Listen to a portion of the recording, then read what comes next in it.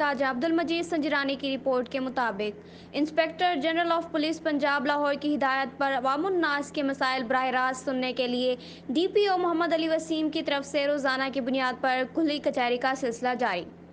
تفصیلات کے مطابق inspector general of police Punjab Lahore Rao سردار علی کی ہدایت پر عوام الناس کو فوری اور فری انصاف کی فراہمی کا سلسلہ جاری ہے۔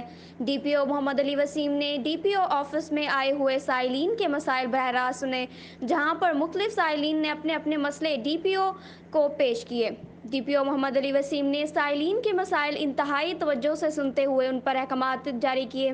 اس موقع پر ڈی پی او محمد علی وسیم کا کہنا تھا کہ سائلین کے مسائل کو میرٹ پر حل کیا جا رہا ہے اور ایس ایچ او کو بھی ہدایت دی گئی ہے کہ اپنے مقررہ وقت پر تھانوں میں موجود رہ کر سائلین کے مسائل سنتے ہوئے انہیں فوری میرٹ پر حل کریں۔